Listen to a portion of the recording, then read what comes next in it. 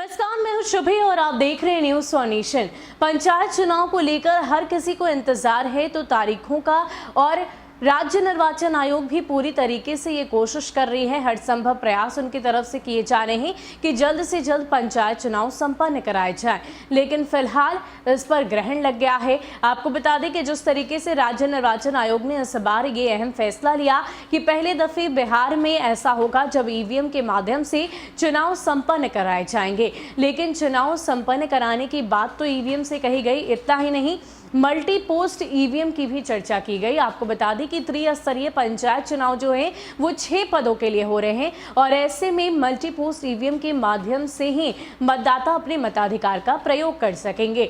हालांकि इसको लेकर जब केंद्रीय निर्वाचन आयोग से बात राज्य निर्वाचन आयोग की हुई तो उनके द्वारा एनओसी की मांग की गई, जो अभी तक नहीं मिल पाया है। आपको बता दें कि इसको लेकर औपचारिक बैठक भी हो गई है, वीडियो कॉन्फ्रेंसिंग के माध्यम से कई दफे इसको लेकर चर्चा हुई, लेकिन अभी तक बात नहीं बनी है। यानी कि पूरी तरीके से ईवीएम का जो मसला है वो अभी तक फंसा हुआ है। आपको बता दें कि अब इसको लेकर उच्च न्यायालय में ही फैसला सुनाया जाएगा, जिसके बाद तारीखों का ऐलान होगा। यानी कि कुल मिलाकर ये बात स्पष्ट होती है कि पंचायत चुनाव फिलहाल अभी चलेगा, इसकी तारीखों का ऐलान तो अभी नहीं हुआ है। जिस तरीके से इस बात के कयास लगाए जा रहे थे कि मार्च से लेकर मई के महीने में चुनाव संपन्न हो जाएंगे, ऐसा नहीं होगा। अगले कुछ महीनों तक ये पंचायत चुनाव टल जाएंगे। फिलहाल जब तक इस ईवीएम का जो मसला है वो नहीं सुलझता, तब तक के लिए पंचायत चुनाव टल जाएंगे। इसके अलावा क्या कुछ खबर है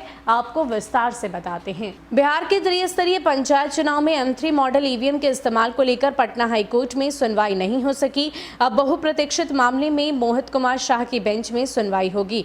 हालांकि फैसले को लेकर संशय बरकरार है। उधर भारत निर्वाचन आयोग और बिहार राज्य निर्वाचन आयोग के बीच ईवीएम खरीद को लेकर हाईकोर्ट की चेतावनी के बावजूद बैठक नहीं हुई।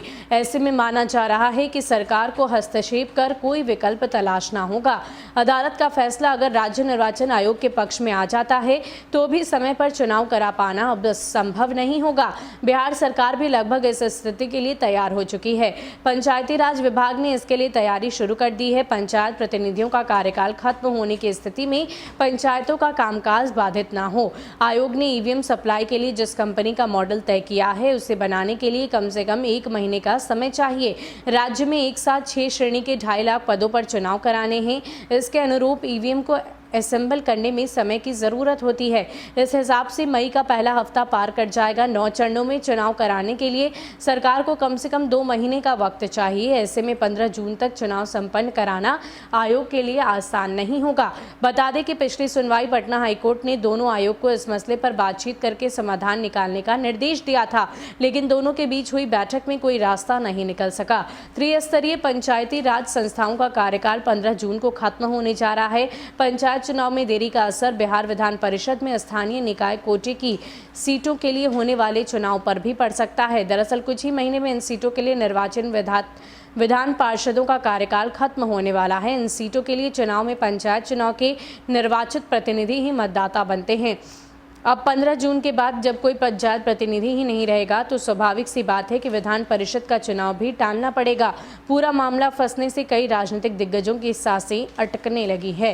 आपको बता दें कि विधान परिषद में भी स्थानीय निकाय कोटे से चुनाव होने हैं। वो सीटें भी 15 जून के बाद खाली हो जाएंगी, और ऐसे में पंचायत प्रतिनिधि ही उन कोटों के लिए अपने मताधिकार का प्रयोग करते हैं। और जाहिर सी बात है, अगर पंचायत चुनाव संपन्न नहीं होंगे तो पहले वाले जो जनप्रतिनिधि हैं, मुखिया हैं, सरपंच हैं, उनका जो कार्यकाल है वो 15 जून को ही खत्म हो रहा है। और ऐसे में जो मंत्रीगण हैं उनकी भी सांसें अब अटकी हुई हैं। आखिर कैसे ये चुनाव संपन्न होंगे? हालांकि अगर ईवीएम का पेच अभी भी सुलझ जाता है, अभी भी इस मसले का समाधान सामने आ जाता है, इसके बावजूद जो चुनाव है उसे संपन्न कराने में वक्त लगेगा, क्योंकि करीब 10 चरणों में ये चुनाव संपन्न होंगे, प्रमंडलवार तरीके से कराए जाएंगे। 2 महीने से ज़्यादा का वक्त चाहिए, तभी पंचायत चुनाव संपन्न होंगे, और इसी को लेकर अभी मसला फंसा हुआ है, सुलझा नहीं है।